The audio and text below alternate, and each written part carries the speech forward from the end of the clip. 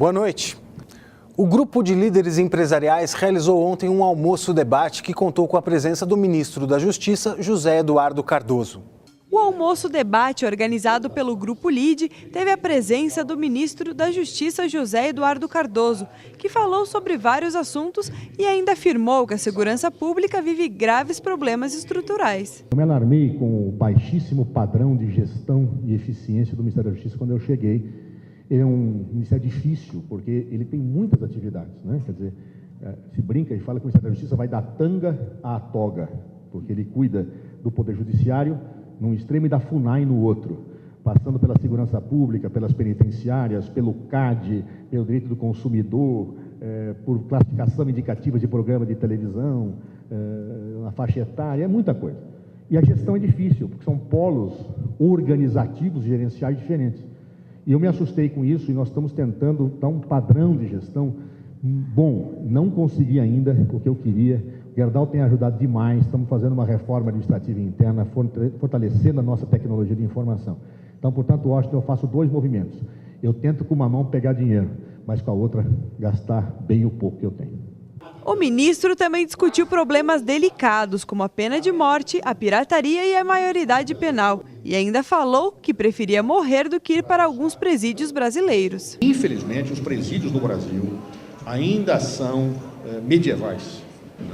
E as condições dentro dos presídios brasileiros, elas precisam ser muito melhoradas.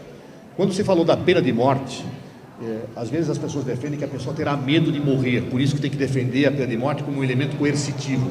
E eu falei, eu não sei o que as pessoas pensam.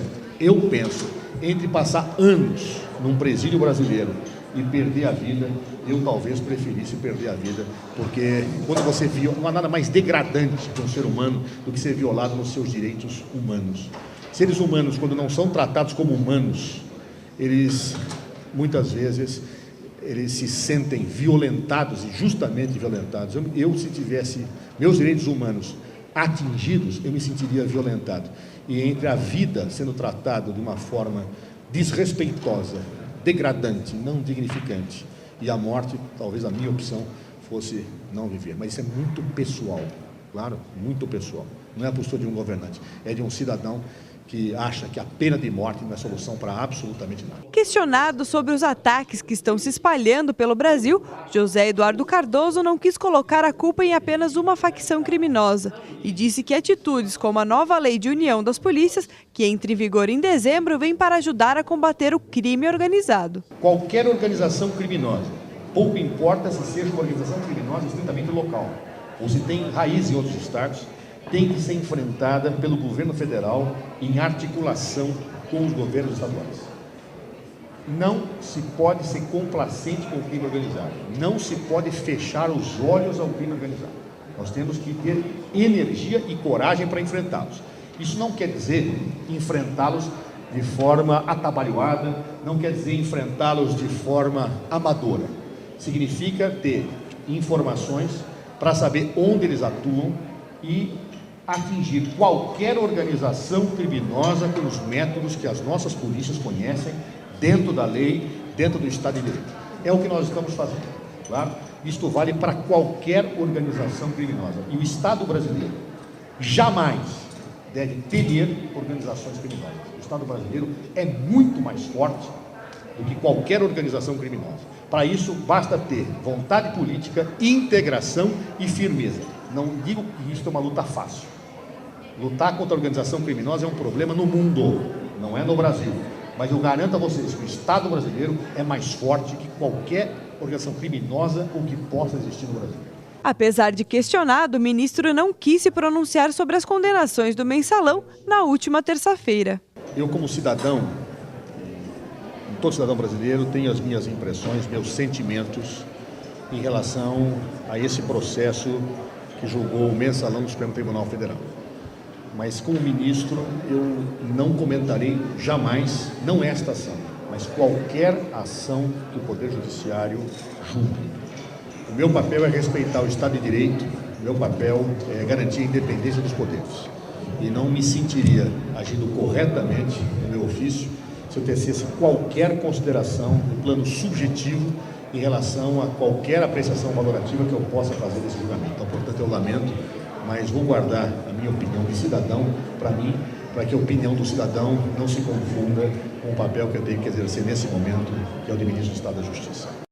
O governo do estado de São Paulo depositou ontem mais de 660 milhões de reais em repasses do ICMS para os 645 municípios paulistas. O depósito feito pela Secretaria da Fazenda é referente ao montante arrecadado no período de 5 a 9 de novembro.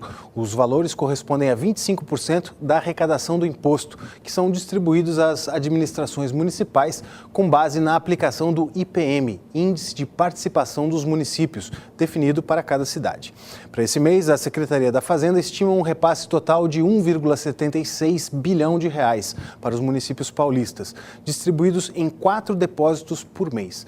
Já os depósitos semanais são realizados até o segundo dia útil de cada semana, conforme prevê a lei. Os valores depositados podem ser conferidos no site da Secretaria da Fazenda, no tópico Municípios e Parcerias. O transbordamento do rio Barueri-Mirim afetou ao menos 60 casas da região central de Itapevi, na Grande São Paulo. De acordo com o secretário municipal de segurança, Kleber Marucho, a prefeitura já está trabalhando por meio da Defesa Civil. O transbordamento aconteceu na última segunda-feira e, para o secretário, a causa foi a forte chuva que atingiu o município e inundou diversas ruas. As famílias que estavam em situação de risco já foram removidas, mas como a previsão é que continue a chover até sexta-feira, a cidade vai manter um plano emergencial para atender rapidamente a população no caso de novos alagamentos. Marucho afirmou ainda que 118 profissionais permanecerão de sobreaviso. Esse ano aconteceu o 21º Campeonato Sul-Americano de Atletismo de Menores e, apesar de ficar na terceira colocação, o vice-campeão brasileiro da prova de arremesso de peso, Rogério Almeida, conseguiu fazer a segunda melhor marca da sua vida. Barueri foi destaque na competição sul-americana realizada na Argentina no mês passado, e para saber um pouco mais do que aconteceu por lá, a gente veio conversar com o Rogério Almeida, que é medalhista de bronze na modalidade arremesso de peso. Rogério, me conta um pouco de como foi essa competição. Essa competição foi uma competição muito importante aí para mim. Competição, eu fiquei muito feliz por ter participado. Um campeonato importante, graças a Deus fiquei em terceiro lá, terceiro colocado. Foi bom essa competição para mim. E nessa competição você teve alguma dificuldade? Você conseguiu superar alguma dificuldade? Tive sim, a alimentação era péssima. Tipo arroz com água, sem tempero, muito ruim. A carne era feita na hora assim, mas ruim, péssimo também. E também a temperatura lá era um ar seco, muito sol, 45 graus de sol. Aí isso me levou até ficar doente lá, peguei uma virose lá. Isso daí que foi a dificuldade lá. Rogério, mostra pra gente a sua medalha, a medalha que você conquistou lá no campeonato realizado na cidade de Mendoza, na Argentina. E conta pra gente da satisfação que você teve em poder representar o município de Barueri. Uma satisfação muito grande, fiquei muito feliz por ter representado. Eu mais outros 2 atletas representamos lá. Aí teve uma menina que ficou em primeiro também, ela não pôde estar aqui, mas ela também ficou muito feliz. Fiquei felizão por ter sido terceiro da América, representando o Barueri. Parabéns, Rogério, pelo seu desempenho lá no campeonato e boa sorte para as próximas competições, para que você consiga mais uma vez representar muito bem a cidade de Barueri. Muito obrigado. Obrigado eu. No próximo bloco, o que as pessoas estão achando de um dos maiores feriados prolongados do ano. Até já!